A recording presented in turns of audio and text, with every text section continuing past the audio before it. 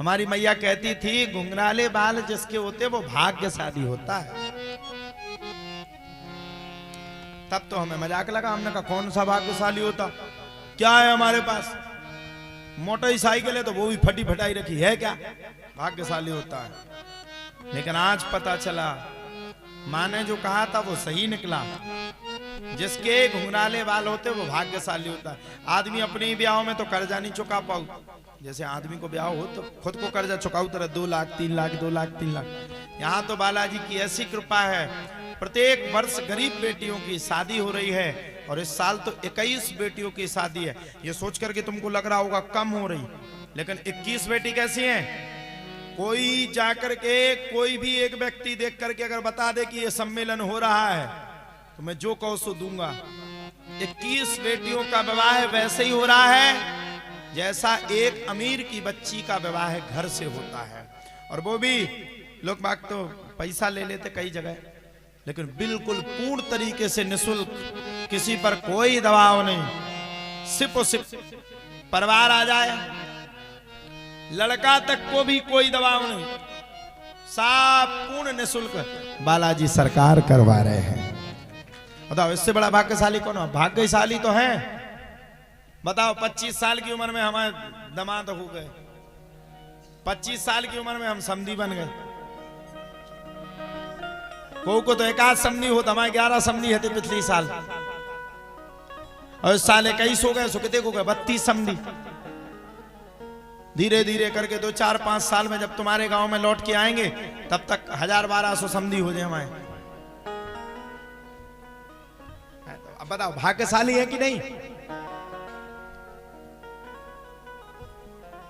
आज तो बड़ा रोना आया, एक बच्ची के घर पे गए, पता नहीं कैसा विधाता की लेख रखी। अभी कल जो बरसात हुई थोड़ी बहुत ज्यादा हो गई होगी हमारे तरफ, तो उस बरसात में उसका कच्चा मकान था वो अपने आप भुसक गया, गिर गया। तो आज वो सुबह लगी थी, साफ सफाई करता है संसार, बेचारी रो रही थी, हम सबरे टीम लेके पहुंच गए। इतनी रोई वो, इतनी रोई, 6 बहनें हैं वो,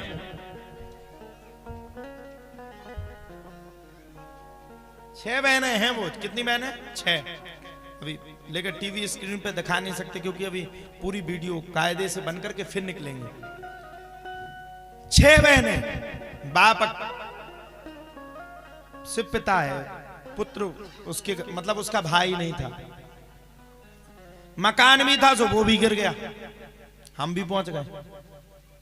अच्छा, उसको ये पता नहीं था कि हमारी शादी तय हो गई। उसके जान हमने इस साल जब रजिस्ट्रेशन खुलवाए तब 21 बिटिया की शादी करना और 550 के ऊपर कागज हैं, 550 आवेदन आए इस बार। अब 21 बिटिया कैसे चयन करें? अब 550 कागज है हाथ में। तो उस बिटिया को अभी तक आशा थी कि महाराज जी विवाह करेंगे, लेकिन 2-4 दिन पहले उसकी आशा टूट गई। कुछ पता ही नहीं, कुछ भी नहीं, तो बैठी थी। पिताजी कहीं से कर्ज की व्यवस्था कर रहे थे, कोई बैंक वाले आने वाले थे, वही फोटो वोटो खींच के बैंक से कुछ लोन वगैरह मिल जाता। हमें तो पता नहीं, हमने लिया नहीं अभी तक ना। बालाजी कभू लोगों आए तो जिस बैंक वाले जो आने वाले थे और रात में मकान भुसक गो सुगर पर। ये है यहाँ की। कौन से गांव गए थे अपन लोग? कौन से गांव गए थे? अरे चिरगांव नहीं गए थे, यहीं गए थे, जतारा के पास था कोई गांव। कौन सा था?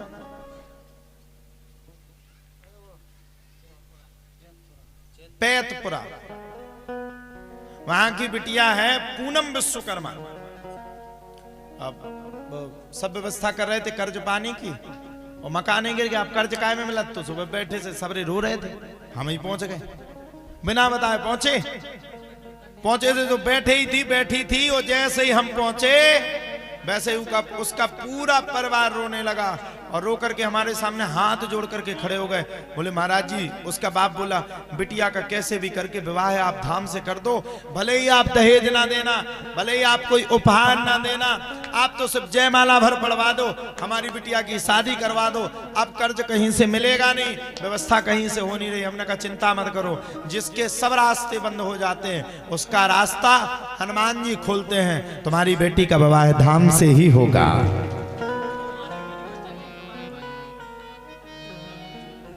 तो अभी हम लोग जब देखे तो बड़ा कष्ट हुआ, दुख हुआ, बड़े दुखी रहे। हमने कहा भगवान ऐसे ऐसे दिन भी संसार में आते।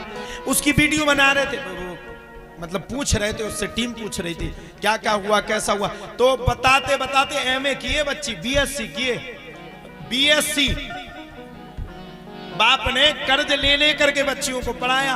अब किसान आदमी के पास क्या होता, जमीन थी नहीं, दिल्ली में जाकर के कमाया, कमा करके बेटियों को लगाया। 6 जिसकी बच्ची हो, ये शायद 3 बेटियों की तो शादी वो 3 की 2 की शायद कर चुका था, 3 की हो गई, 3 की तो हो गई थी, लेकिन 3 के बाद उसकी हिम्मत टूट गई। अब वो बेचारा बुढ़ा हो गया, बुढ़ापे की अवस्था आ गई तो काम नहीं बनता, 2 वर्ष से कहीं गया नहीं, पैर में कोई समस्या।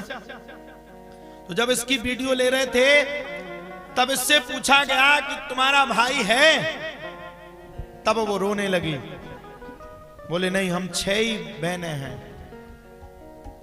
और रोते हुए फपकते फपकते उसने कहा अगर आज हमारे भैया होते तो हमारा भी विवाह घर से होता, जो हमारा मकान आज टूट गया है वो मकान टूटता नहीं, हम गाज बाज के साथ विवाह करते। लेकिन हमारी बालाजी ने सुन ली, हम सोचते थे कि हमारा भाई कोई है नहीं है, अब आज से हमारे भाई महाराज जी ही हैं, हम उनको अपना बड़ा भाई मानते हैं। बेचारी रोने लगी। हमने कहा चिंता मत करो, करवाने वाले बालाजी हैं, अच्छा विवाह होगा। तो तुम पंचमपुरा वालों, तुम्हारे यहां से दूर नहीं है मैंदवारा, ट्रॉली में बैठ के 1-2 ट्रैक्टर लगा दियो, और सबरे बैठ के ट्रॉलियन में, और 12 मई को सबको आना है। कौन कौन आएगा बताओ जरा। हाँ वो बस भेजे थे, लो मर गए बिना मौत के। अच्छा हेलीकॉप्टर भेज दे तो पंचमपुरा की बात अलग है, हेलीकॉप्टर तो आएगा, पुष्प वर्षा होगी, लेकिन अब इतने पैसा वे हमना नहीं है, हम धुआं उड़ जाए। पता बरो तुम्हारे तो हेलीकॉप्टर में पहुंच गए, हम कर्ज में पहुंचे। फिर भी आप सब लोग पंचमपुरा वाले 12 मई को जरूर आना, सबको आना है। बेटियों को हमारे खातिर मत आना, हमारे लिए मत आना, लेकिन कम से कम बेटियों को आशीर्वाद देने के लिए जरूर आना। अगली साल भी आना, हर साल आना।